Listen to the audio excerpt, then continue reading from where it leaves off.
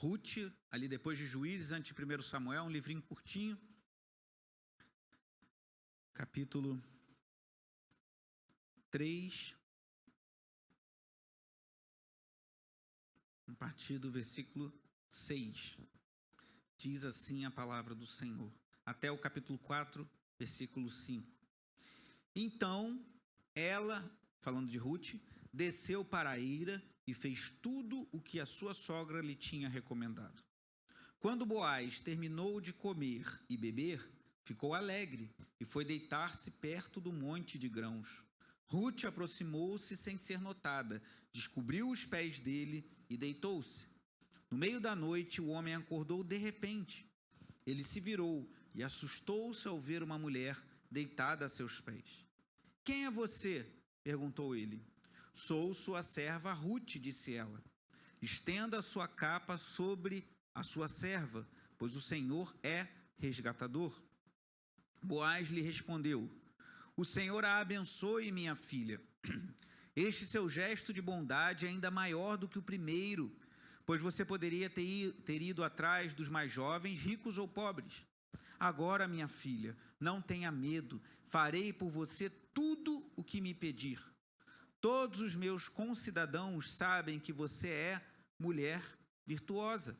É verdade que sou resgatador, mas há um outro que é parente mais próximo do que eu. Passe a noite aqui. De manhã veremos. Se ele quiser resgatá-la, muito bem, que resgate. Se não quiser, juro pelo nome do Senhor que eu a resgatarei. Deite-se aqui até de manhã. Ela ficou deitada aos pés dele até de manhã, mas levantou-se antes de clarear para não ser reconhecida. Boaz pensou: ninguém deve saber que esta mulher esteve na eira. Por isso disse: traga-me o manto que você está usando e segure-o. Ela o segurou, e o homem despejou nele 6 medidas de cevada e o pôs sobre os ombros dela. Depois ele voltou para a cidade. Quando Ruth voltou à sua sogra, esta lhe perguntou: como foi, minha filha? Ruth lhe contou tudo o que Boaz lhe tinha feito e acrescentou: ele me deu estas 6 medidas de cevada, dizendo: não volte para sua sogra de mãos vazias. Disse então Noemi: agora espere, minha filha, até saber o que acontecerá. Sem dúvida, aquele homem não descansará enquanto não resolver esta questão hoje mesmo. Enquanto isso, Boaz subiu à porta da cidade e sentou-se, exatamente quando o resgatador que ele havia mencionado estava passando por ali. Boaz o chamou e disse: meu amigo, venha cá e sente-se. Ele foi e sentou-se. Boaz reuniu 10 líderes da cidade e disse: sentem-se aqui. E eles se sentaram. Depois disse ao resgatador: Noemi, que voltou de Moabe, está vendendo o pedaço de terra que pertencia ao nosso irmão Elimeleque. Pensei que devia apresentar-lhe o assunto na presença dos líderes do povo e sugerir-lhe que adquira o terreno. Se quiser resgatar essa propriedade, resgate-a. Se não, diga-me para que eu o saiba, pois ninguém tem esse direito, a não ser você e depois eu. Eu a resgatarei, respondeu ele. Só até aí. Vamos orar, irmãos. Pai amado e bendito, te agradeço, Senhor, pela tua graça, pela tua misericórdia, pelo teu amor derramado sobre nossas vidas, porque o Senhor é o nosso resgatador, o Senhor é aquele que nos livrou de uma vida que não glorificava ao Senhor e nos deu nova vida em Cristo Jesus. Senhor, em nome de Jesus, ministra aos nossos corações nessa noite, que o teu Espírito Santo venha nos convencer, nos guiar, nos orientar, e que a tua igreja seja abençoada, edificada, consolada, confortada, corrigida onde necessário, no poder do teu Espírito, para a honra e glória do teu santo nome. Em nome de Jesus. Amém. Graças a Deus. Irmãos, podem sentar. Como temos caminhado ao longo dos últimos domingos à noite, nessa belíssima história, curta e bela história do livro de Ruth, você deve se lembrar, vou fazer uma breve recapitulação, porque chegamos agora num momento importantíssimo. Chegamos assim talvez num dos momentos mais altos da história. Só para recordar, lá no capítulo 1, lembre-se, Elimeleque, marido de Noemi, cujo nome significa Deus é rei, ou Deus é o meu rei, teve fome lá em Belém, onde ele morava, ele pegou e decidiu ir para Moabe. Alguns entendem que ele tentou preservar a família, mas muitos estudiosos entendem que ele falhou em não confiar que Deus enviaria a provisão ali na terra prometida onde ele estava. Eram os tempos do juízo, um tempo complicado, um tempo muito confuso, não havia rei Israel, cada um fazia o que achava certo, como lemos no último versículo do livro anterior, do livro de Juízes. E Elimeleque foi com sua esposa e seus 2 filhos viver na terra de Moabe. Moabe, você deve lembrar da história de Balaão, quando o povo estava passando pelo deserto, que foi chamado pelo rei de Moabe para amaldiçoar os israelitas e não conseguiu, só conseguiu apenas abençoá-los, mas depois infiltrou mulheres moabitas junto ao povo de Israel e fez com que eles pecassem na imoralidade sexual. Moabe, que tem na sua origem um incesto, a relação entre uma das filhas de Ló e o seu pai, ela o embebedou e teve relações com ele, e dessa relação incestuosa, está lá em Gênesis capítulo 19, após a destruição de Sodoma e Gomorra, nasce dá origem ao povo moabita e ao povo amonita. Então Elimeleque foi para lá, e depois de viver por algum tempo lá, ele morre, e seus filhos casam-se com mulheres moabitas, que eram consideradas feiticeiras, mulheres entregues muitas vezes à imoralidade, à adoração a outros deuses. E os seus 2 filhos vêm a morrer também lá em Moabe. E assim, como vimos no início, Noemi volta para a terra de Israel, para Belém de Judá, viúva, sem seus 2 filhos, uma situação que é inimaginável, irmãos. Imagina a dor de uma mãe perder um filho, mas ela perdeu o seu marido e perdeu os seus 2 filhos e volta para Belém nessas condições, possivelmente já empobrecida, sem ter recursos, uma situação de um luto terrível, com as suas 2 noras no meio do caminho. Ela fala, se quiserem vocês podem voltar, e uma delas, Orfa, volta, e Ruth faz aquela declaração marcante que está aqui no capítulo 1, eu sempre falo porque é muito marcante isso, versículo 16, Ruth, porém, respondeu, não insista comigo que te deixes, e que não mais te acompanhe, onde fores irei, onde ficares ficarei, o teu povo será o meu povo, e o teu Deus será o meu Deus. Ruth demonstra ali a confiança no Senhor, Ruth demonstra ali que havia se convertido à fé no Deus único e vivo, o Deus de Israel, e ela volta para Belém com Noemi. E ao chegar lá em Belém, o que vemos é que Ruth era uma mulher de fibra, uma mulher trabalhadora, ela começa a trabalhar na colheita, e vemos ali a providência de Deus começando a trazer alguma esperança para aquela história, porque Ruth foi trabalhar justamente na região lá onde tinha a lavoura de Boaz, que era parente de seu sogro. E vimos ao longo das mensagens anteriores como Deus foi promovendo esse encontro, até que chegou no capítulo 3 que lemos, Noemi deu ideia à sua nora Ruth, que fosse até a eira e se dispusesse para casar com Boaz. E ela falou, vai até lá e faz tudo que ele te mandar fazer. Boaz já tinha ouvido falar da fama de Ruth, que era uma mulher honrada, uma mulher trabalhadora, uma mulher que se lançava a trabalhar na lavoura, uma mulher que honrava a sua sogra. E no capítulo 2, versículo 12, Boaz diz assim a ela, o Senhor lhe retribua o que você tem feito, que seja ricamente recompensada pelo Senhor, o Deus de Israel, sob cujas asas você veio buscar refúgio.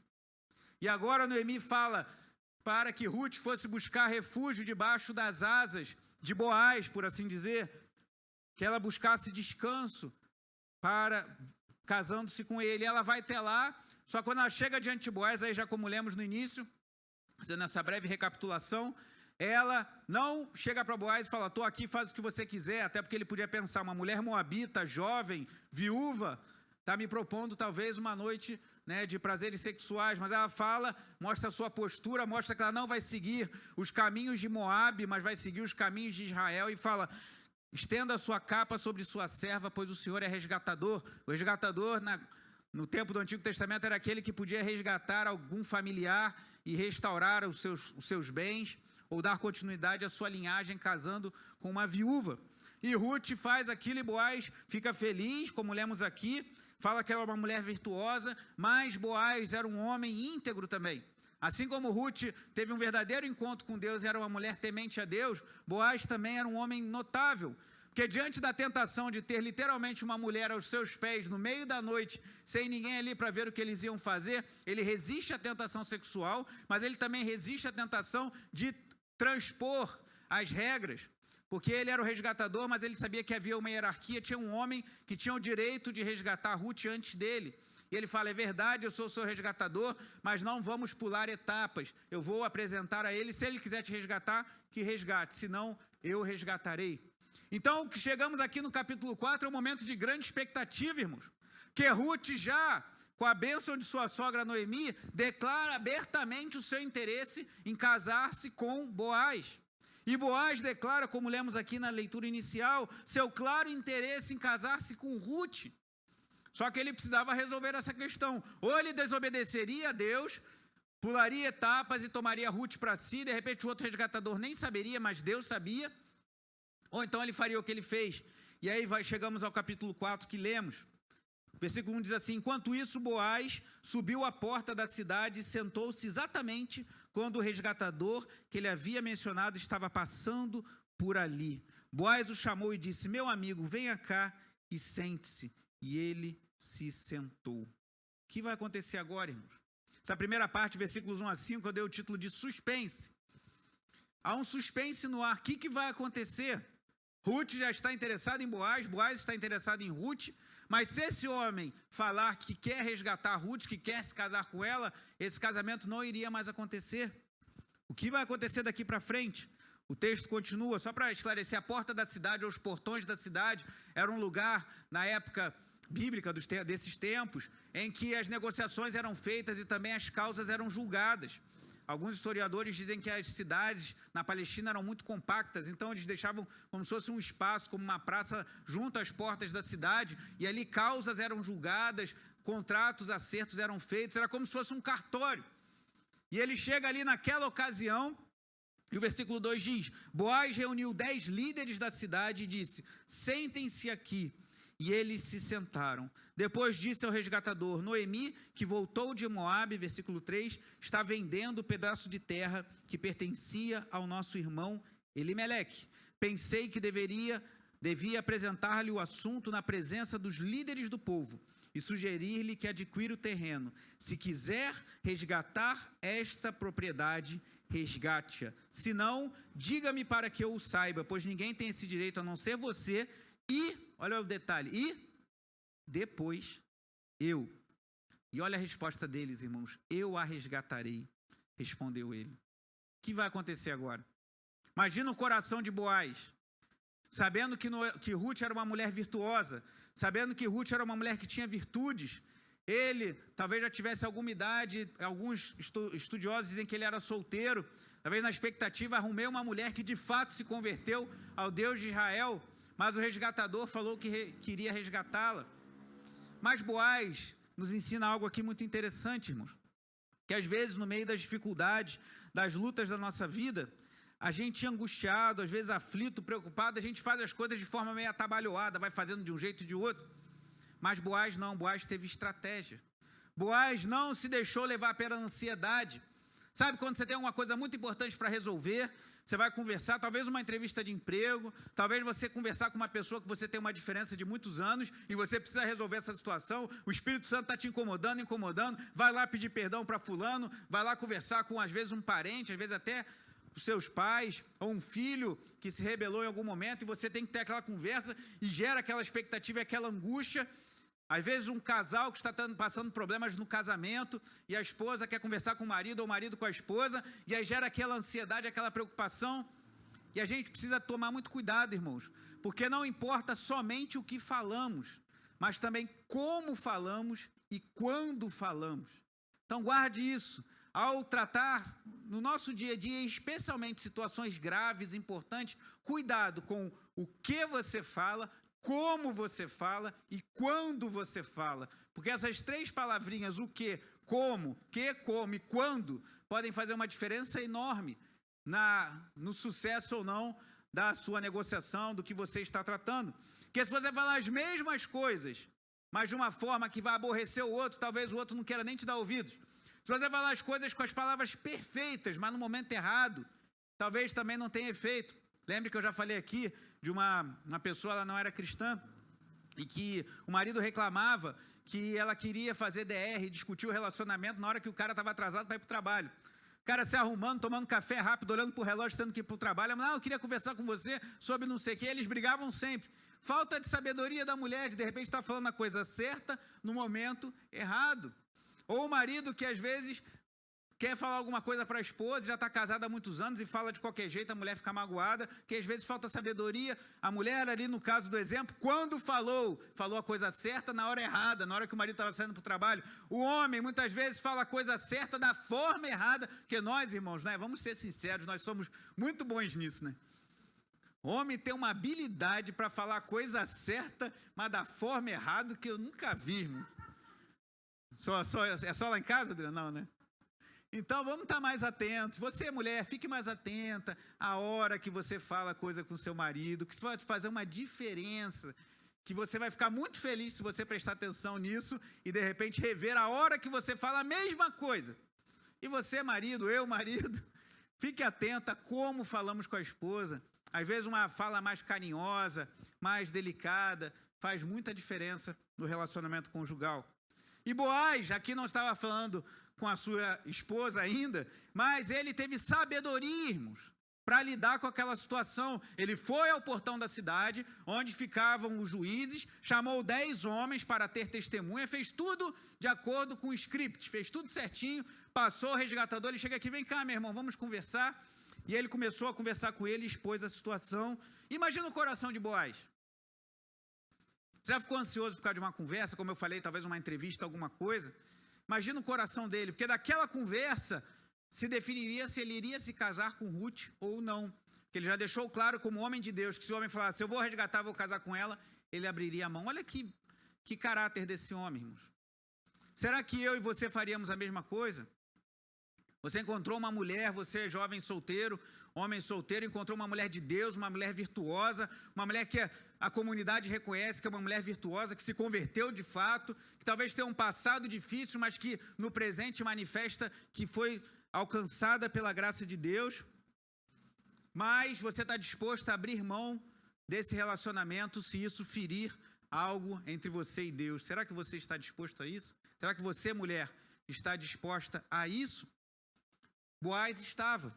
E ele foi falar com aquele homem, e o homem simplesmente falou, eu a resgatarei. Mas Boaz, irmãos, não era um homem sem estratégia. E aí vem o versículo 5, que eu suprimi no início para tentar aumentar a expectativa e o suspense aqui. O versículo 5 diz assim, Boaz, porém, lhe disse, no dia em que você adquirir as terras de Noemi e da Moabita, eu imagino que ele tenha falado dos Moabita assim, bem, da Moabita, tipo assim, tu vai querer levar a Moabita junto? Da Moabita Ruth, estará adquirindo também a viúva do falecido, para manter o nome dele em sua herança. Como vimos em mensagens anteriores, naquela época em Israel, quando um homem falecia e um outro homem da família assumia aquela viúva, o primeiro filho ele recebia como se fosse um filho do falecido. E talvez esse homem tenha pensado 2 vezes, e Boaz teve estratégia, que ele falou da terra, quando falou de terra, falou de colheita, falou de produção, opa, tô aí, tem terra na parada, tem dinheiro, tem, se fosse nossos dias, ó, um apartamento, olha, deixou um apartamento, você quer assumir? Claro, tô aí, onde é que é o apartamento? Quantos quartos? Tem garagem? Tem condomínio, tem piscina, como é que é aí? Logo cresceu o olho, mas quando falou, mas você vai ter que levar a Moabita Ruth, vai ter que sustentá-la, ela é viúva, e o filho dela vai receber o nome do ex-marido dela, Malom. Aí eu, sabe como é que é, né? Bom ganhar um apartamento assim sem esperar, né? Ganhar um pedaço de terra para fazer uma boa colheita de cevada. É bom ganhar, mas aí vem o pacote, né? Talvez naquele momento aquele homem tenha pensado, mas aí eu vou ter que dividir a herança dos meus filhos, que talvez ele tivesse já filhos, com os filhos de Ruth. Essa mulher moabita, não sei qual é a dela, sei que é uma mulher virtuosa, mas eu vou ter que trazer um pedaço de terra que muito me interessa, mas pode ser que eu traga um monte de problema comigo. Mas qual foi a reação dele, irmãos? O que ele fez então? Imagina o coração de Boaz naquela hora. E agora? Vai, fala aí, vai ou não vai? E aí, depois desse suspense, que eu dei primeira parte desse título, o suspense, vem o resgate a partir do versículo 6. Diante disso, o resgatador respondeu, nesse caso, eu até imagino o cara falando, nesse caso, se é assim, já que as coisas são dessa maneira, nesse caso, não poderei resgatá-lo, queria tanto, eu estava tão feliz, imagina ele falando, pois poria em risco a minha propriedade, resgate você mesmo, eu não poderei fazê-lo. Irmãos, e aqui a gente vê algo muito interessante. O versículo 1, que na nossa versão está assim, meu amigo vem cá, Boaz falando sobre ele. Em outra versão, na Almeida Revista Atualizada, assim como na Nova Almeida Atualizada, diz assim, ó fulano, chega-te para aqui e assenta-te. Esse homem passou para a história como o fulano. Esse homem passou para a história como alguém que não tem nome. Chama de resgatador, em outras versões chama de fulano, na nossa versão chama de meu amigo, mas a gente não tem ideia de quem seja. Mas já Boaz, a gente vai ver daqui a pouco o que aconteceu com ele. Mas sabe o que eu aprendo com esse homem? Muitas vezes, muitas pessoas nessa vida estão mais preocupadas com os seus bens imediatos. Eu quero ter a minha propriedade, eu quero ter a minha herança. Estão mais preocupados em garantir seus bens nesse mundo e não abrem os olhos que Deus tem algo muito maior para nós lá na frente. Esse homem passou para a história pela sua cobiça, pelo seu desejo de talvez querer mais e mais e mais, e não enxergar a bênção que estava sendo trazida a ele. Ele passou para a história como o fulano, como o resgatador que rejeitou o Ruth. Mas Boaz, nós vamos ver mais à frente, foi um homem notável para a história da redenção e que tem influência em nossas vidas até hoje. Então, como você quer ficar para a história? Às vezes a gente se preocupa muito com isso, irmãos. E se a gente for bem sincero, isso é uma preocupação muito fútil, irmãos. Com perdão da expressão muito sincera, é quase imbecil. A gente fica tão preocupado em fazer um nome, e no máximo, daqui a 50, daqui a 80 anos, o teu nome vai estar numa placa de rua que ninguém nem vai saber quem é você. No máximo vai estar escrito umas letrinhas pequenininhas embaixo, que era isso aqui, não sei o quê, ninguém que mora naquela rua sabe quem você foi. Ou talvez seu nome esteja numa praça, ou talvez seu nome esteja na capa de um livro, que algumas pessoas vão ler e vão te criticar, outras vão gostar, mas não muito longe disso. Nós muitas vezes estamos muito preocupados em fazer nosso nome, né, nessa época de redes sociais, queremos ter tantos seguidores, tantas curtidas, tantos compartilhamentos, besteira, gente, futilidade. Quantas pessoas nós ouvimos falar que viveram há 100 anos atrás? Meia dúzia. E o que chega a nós delas, às vezes a gente nem sabe se a pessoa foi aquilo tudo que falam, de bom ou de ruim. A nossa vida é muito passageira, irmãos. O fulano, ele se preocupou em garantir o presente e ele caiu esquecido na história. Mas Boaz se interessou em glorificar a Deus e honrar a Deus e ele foi honrado pelo Senhor. Quem você está preocupado em fazer? O seu nome ou o nome de Cristo? Quando nos preocupamos em exaltar o nosso nome, irmãos, no muito teremos o nosso nome numa placa, numa obra, numa placa, né, quando concluíram as obras do metrô aqui da linha 4, tem algumas placas nas estações com o nome de todo mundo que trabalhou. Nem todo mundo, né, que não dá, é muita gente. Aí tem uns nomes lá, mas é pequenininho, irmão. Então, de repente, teu nome vai sair numa placa afixada numa estação de metrô, que ninguém vai ver que passa correndo, não vê nem que tem uma placa lá. Mas quando decidimos glorificar a Deus, quando decidimos exaltar não o nosso nome, mas o nome de Cristo, certamente nós estamos investindo em algo que tem peso de eternidade. E Boaz entendeu isso. Aí vem o versículo 7, mostrando essa transação. Antigamente em Israel, para que o resgate e a transferência de propriedade fossem válidos, a pessoa tirava a sandália e a dava ao outro. Assim oficializavam os negócios em Israel. Quando, pois, o resgatador disse a Boaz, adquira a você mesmo, tirou a sandália. Então Boaz anunciou aos líderes e a todo o povo ali presente, vocês hoje são testemunhas de que estou adquirindo de Noemi toda a propriedade de Elimeleque, de Quilion e de Malom. Também estou adquirindo o direito de ter como mulher a moabita Ruth, viúva de Malom, para manter o nome do falecido sobre a sua herança e para que o seu nome não desapareça do meio da sua família ou dos registros da cidade. Vocês hoje são testemunhas disso. Boaz fez tudo certinho. É curioso esse sistema, isso é uma evidência de que o livro de Ruth foi escrito muitos anos depois, que no próprio livro fala, antigamente era assim em Israel que se fazia, nem quando foi escrito, alguns entendem que talvez tenha sido escrito por Samuel, se faziam isso, mas nessa época, ao invés de você ir num cartório e fazer reconhecimento de firma, você tirava a sandália e dava um para o outro. Ainda bem que mudou, né, irmãos?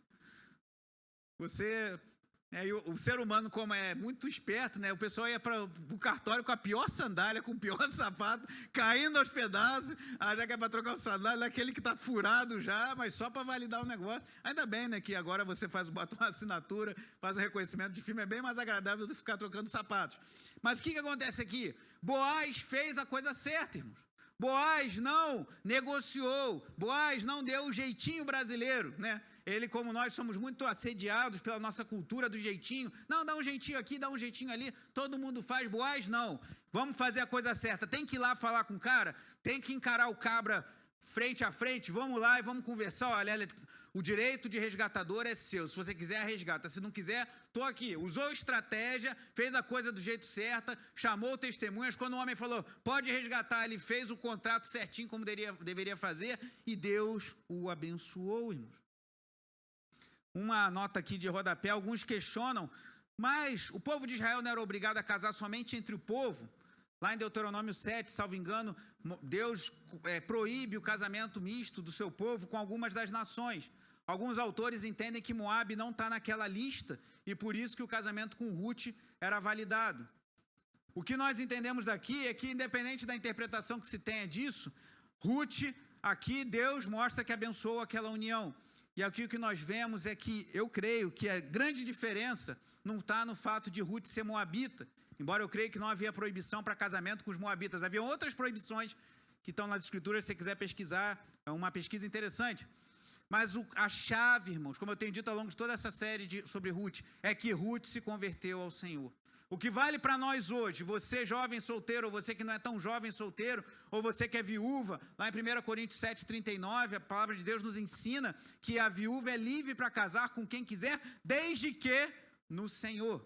É casarmos com alguém que seja do pacto, alguém que tenha uma aliança com Cristo, que seja lavado e remido pelo sangue de Jesus, pois isso fará toda a diferença na sua vida e no seu casamento.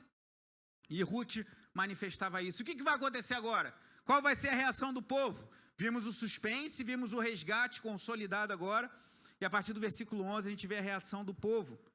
Os líderes e todos os que estavam na porta confirmaram, somos testemunhas, faça o Senhor com essa mulher que está entrando em sua família, como fez com Raquel e Lia, que juntas formaram as tribos de Israel. Seja poderoso em Efrata, que é a região ali de Belém, e ganhe fama em Belém. E com os filhos que o Senhor lhe conceder, dessa jovem, seja a sua família como de Pérez, que Tamar deu a Judá. Você olhando assim parece uma bênção muito bonita, e de fato é. E muito sincero, eu creio que é também.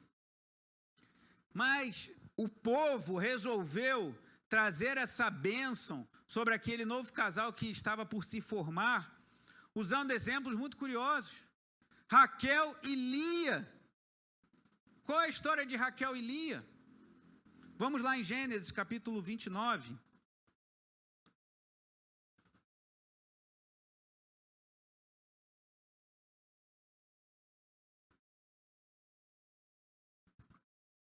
Abra e olhe para mim, por gentileza.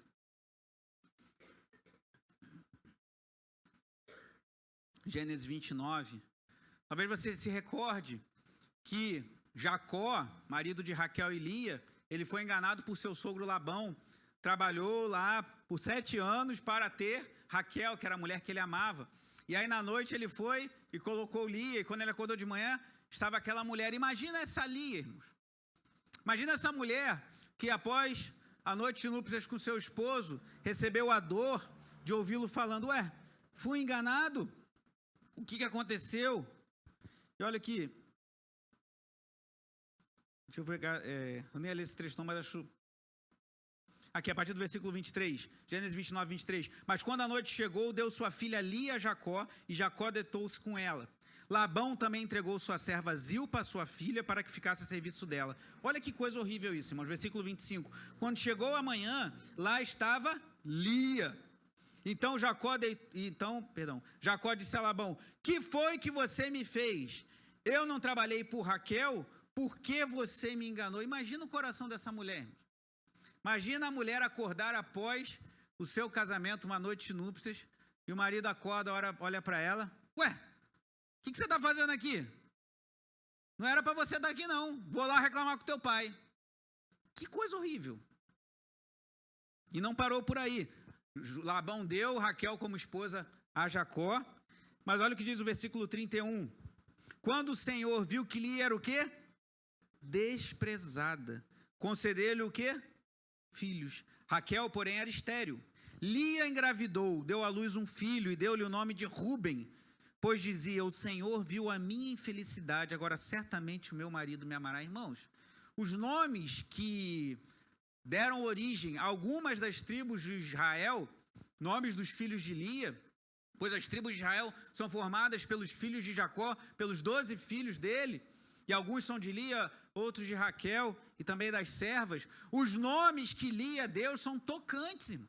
Aquela mulher desprezada na noite de núpcias, aquela mulher desprezada pelo seu marido, dá o nome do seu primeiro filho, como nós lemos aqui: o Senhor viu a minha infelicidade, agora certamente o meu marido me amará. E continua o versículo 33. Lia engravidou de novo, e quando deu à luz outro filho, disse: porque o Senhor me ouviu que sou o quê? Desprezada. Ela sabia que era desprezada pelo marido. Deu-me também este, pelo que o chamou Simeão. De novo, Lia era fértil, abençoada por Deus, né, para ter filhos. De novo engravidou, e quando deu à luz mais um filho, disse: agora, finalmente, meu marido se apegará a mim, porque já lhe dei 3 filhos. Por isso, deu o nome de Levi, 3 filhos. E aquela mulher ainda amargurava a dor de ser desprezada pelo seu marido. E cada filho era a expectativa: agora ele vai me amar, agora ele vai me amar, agora ele vai me amar. Mas chega o 4º filho de Lia. Versículo 35. Engravidou ainda outra vez, e quando deu à luz mais outro filho, disse, leia comigo em voz alta: desta vez louvarei o Senhor. Assim deu-lhe o nome de Judá. De qual tribo procede o leão? De qual Cristo procede o Messias bendito, o Filho do Deus Altíssimo? Quando Lia descansou em Deus e falou: não vou ficar mais batalhando pela atenção do meu marido e lamentando o meu desprezo, mas vou louvar ao Senhor, Deus concedeu a ela um filho, que desse filho veio o Messias bendito, Senhor Jesus Cristo, nosso Deus e Salvador. Olha que coisa, irmãos. Mas o pessoal lá em Ruth não abençoou a união de Boaz e Ruth, falando só de Lia e Raquel, mas citou uma outra mulher, cuja história talvez seja mais chocante. Voltando lá, Ruth 4, não precisa ler, eu vou ler. Como fez com Raquel e Lia, e com os filhos que o Senhor lhe conceder dessa jovem, seja a sua família como a de Pérez, que Tamar deu a Judá. Quem é Tamar? E agora vamos do capítulo 29 para o capítulo 38 do livro de Gênesis. Uma das histórias mais horríveis, das muitas histórias terríveis que vemos no tempo dos patriarcas. Vou contar para você rapidinho, e depois a gente vai direto à parte principal.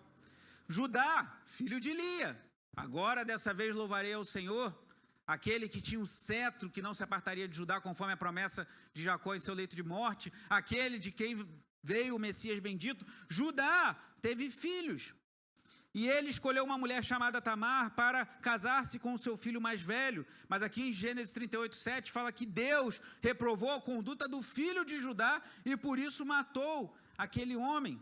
E aí Judá fez o que cumpria essa lei do levirato, que se morre o irmão tem que assumir a viúva para dar descendência ao seu irmão falecido. E no versículo 8 diz que ele deu a Onã, seu outro filho. Mas Onã, filho de Judá também, sabia que a descendência não era sua. Então, quando ele tinha relações com a sua mulher, diz aqui em Gênesis 38, ele derramava o sêmen no chão para que a sua mulher não engravidasse dele. E isso Deus reprovou e também o matou. E aí Judá ficou com medo de Tamar. Já ouviu aquelas viúvas negras? 2 filhos dele, assim como lá Noemi tinha perdido 2 filhos, Judá perdeu 2 filhos também, mas para a mesma esposa. E aí ele deu uma enganada em Tamar. Ele falou o seguinte: fique na casa do seu pai como viúva até meu filho crescer. Quando ele crescer, eu dou ele para você. Só que ele não deu. Ele deixou quieto e deixou Tamar por lá. E deve ter pensado: vou dar outro filho para essa mulher que nada, vai que morre também. Deixa ela lá, ela vai envelhecer, vai morrer. Depois ela até esquece. Falei: eu esqueci de você, dei meu filho para outra mulher. Agora já teve filho e já era. Agora já aconteceu. E aí, meus irmãos, versículo 13 nos conta uma das histórias mais tenebrosas que nós vemos nas escrituras, mais estranhas, sei lá como definir. Versículo 13: quando foi dito a Tamar, seu sogro está a caminho de Tímina para tosquear suas ovelhas, ela trocou suas roupas de viúva, cobriu-se com um véu para se disfarçar e foi sentar-se à entrada de Enaim, que fica no caminho de Tímina. Ela fez isso porque viu que, embora Selá, que era o terceiro filho, já fosse crescido, ela não tinha sido dada em casamento. Quando a viu, Judá, filho de Lia, Judá, filho de Jacó, pensou que fosse uma prostituta, porque ela havia encoberto o rosto. Aí você pensa assim: os ascendentes de Jesus eram todos santos, todos homens puros, e foi lá e pregou para aquela prostituta se arrepender do seu pecado, né? Vamos ver o que ele fez. Versículo 16. Não sabendo que era sua nora, dirigiu-se a ela à beira da estrada e disse: venha cá, quero deitar-me com você. Que homem puro. Ela lhe perguntou: o que você me dará para deitar-se comigo? Disse ele: eu lhe mandarei um cabritinho do meu rebanho. E ela perguntou: você me deixará alguma coisa como garantia até que eu o mande? Disse Judá: que garantia devo dar-lhe? Respondeu ela: o seu selo com cordão e o cajado que você tem na mão. Ele os entregou e a possuiu, e Tamar engravidou dele, do sogro. Ela se foi, tirou o véu e tornou a vestir as roupas de viúva. Judá mandou o cabritinho por meio de seu amigo Adulamita, a fim de reaver da mulher a sua garantia, mas ele não a encontrou. E perguntou ao homem do lugar: onde está a prostituta cultual que costuma ficar à beira do caminho de Enaim? Eles responderam: aqui não há nenhuma prostituta cultual. Assim ele voltou a Judá e disse: não a encontrei. Além disso, os homens do lugar disseram que lá não há nenhuma prostituta cultual. Disse Judá: fique com ela o que lhe dei, não quero que nos tornemos objeto de zombaria. Afinal de contas, mandei a ela este cabritinho, mas você não a encontrou. Cerca de 3 meses mais tarde, disseram a Judá: sua nora Tamar prostituiu-se e na sua prostituição ficou grávida. Disse Judá: tragam-na para fora e queimem-na viva. Quando ela estava sendo levada para fora, mandou o seguinte recado ao sogro: estou grávida do homem que é dono destas coisas. E acrescentou: veja se o Senhor reconhece a quem pertence este selo, este cordão e este cajado. E de quem era, irmãos?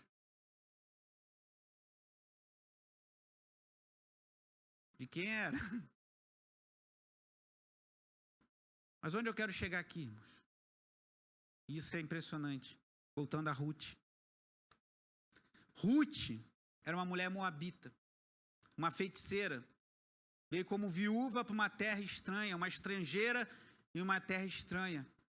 Ao ser abençoada na sua união, no acordo da sua união com Boaz, eles citam Lia, a desprezada, que dela veio Judá. E cita Tamar, que se fingiu de prostituta para ter um filho com o seu sogro. E o que Deus faz com essas histórias bizarras? Deus usa todo esse caldo escuro, amargo, difícil, para conduzir as coisas, para trazer o Messias bendito ao mundo, irmãos.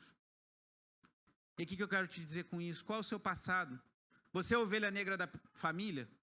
Você é aquela pessoa que todo mundo na família olha: esse aí nunca vai dar certo. Essa daí já fez muita besteira, já se envolveu com um aqui, com o outro ali. Isso aí nunca vai... Isso aí não é mulher para casar. É minha prima, é minha irmã, é minha... Mas essa aí não é mulher para casar. Talvez alguém já te tratou como uma Tamar. Talvez alguém já te tratou desprezando como uma Lia. Talvez alguém já te chamou de moabita, sua feiticeira, sua desprezível. Talvez você, homem, tenha um passado que te envergonhe. Saiba que o Deus a quem servirmos, Ele é poderoso para pegar o passado mais negro e converter para a honra e glória do seu nome. E produzir uma bela história por meio de nossas histórias. Volte lá, Ruth. Versículo 13. Eu vou ler de novo, irmãos, o versículo os 11 e 12, agora você com isso bem fresquinho na tua cabeça, de quem foi Tamar, que se prostituiu, que estava sendo enganada pelo sogro e engravidou dele. E Lia, que depois de ser desprezada e ter o terceiro filho, no quarto ela louvou o Senhor. Versículo 11 lá de Ruth 4.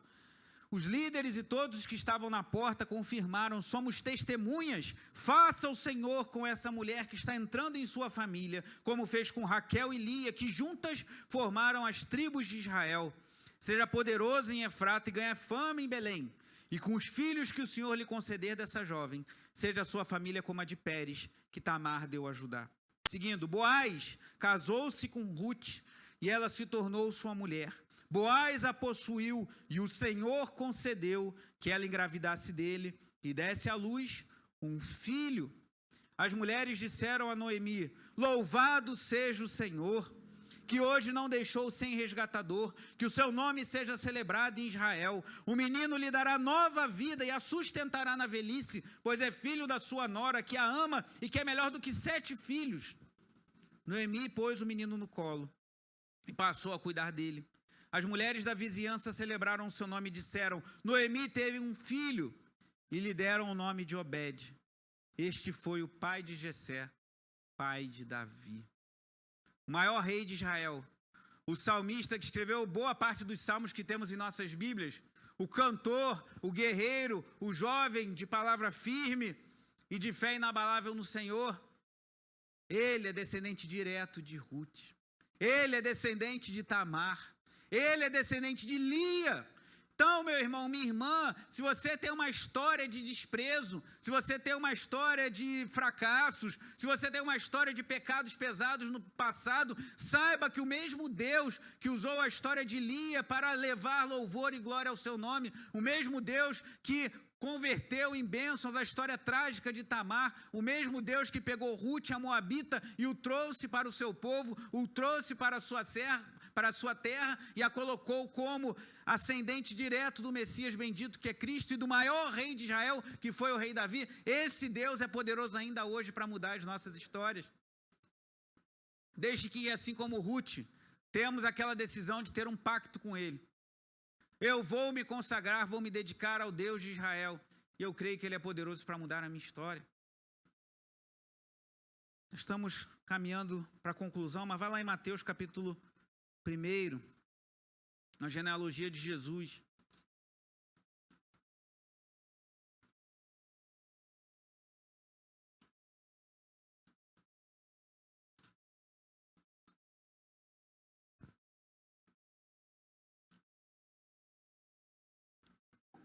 Aqui você vai ver mais uma mulher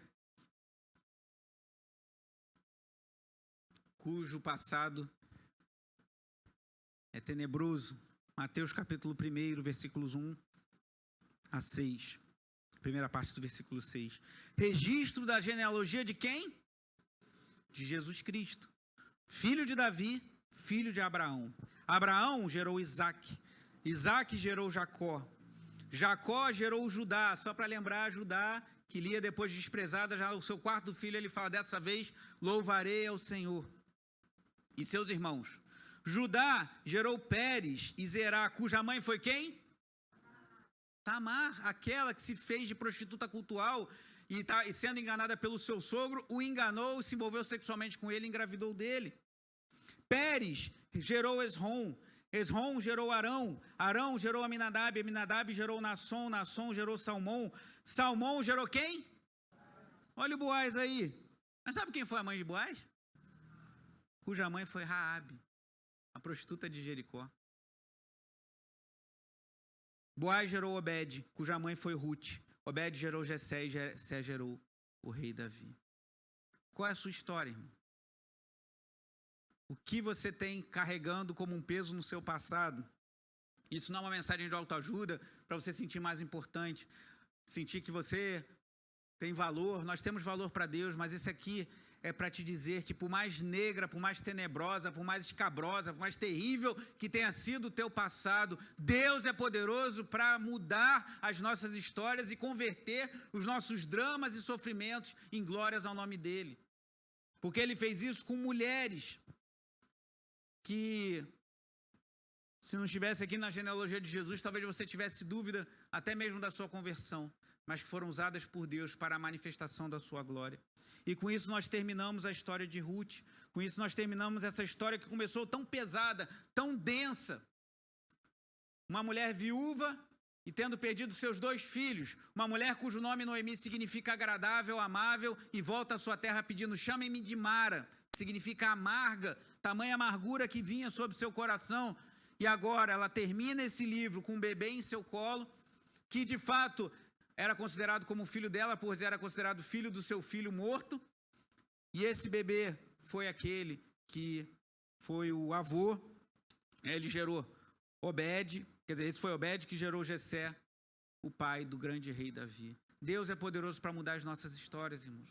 O livro de Ruth começa tenso, difícil, escuro, sem esperança, e termina com uma esperança, pois veio dessa história vem Davi, e de Davi vem o nosso Salvador, Jesus Cristo, que um dia vai voltar, irmãos. Um dia ele voltará para nos buscar. Ele que é o Cordeiro de Deus, ele é aquele que a Bíblia fala dele não em Ruth, não em Juízes somente, não em Deuteronômio, mas fala dele já desde o princípio. Gênesis 3,15, a primeira promessa messiânica, que o filho da mulher esmagaria a cabeça da serpente. E esse filho da mulher foi filho de mulheres como Ruth, como Tamar, como Lia. E assim Deus pode transformar as nossas histórias para a glória do nome dele, irmãos. Confie no Senhor, faça um pacto com Deus, decida andar com Deus, assim como Ruth, a moabita, com toda aquela história, voltou-se para Deus e trabalhou e se esforçou. Seja íntegro como Boaz, seja um homem que mesmo diante das tentações e das facilidades da vida, mantenha os seus princípios firmes, as estacas firmadas. E saiba que Deus é poderoso para mudar a nossa sorte, para transformar as nossas vidas e converter tudo em glórias e honras ao nome dele. Feche seus olhos, faça a sua oração.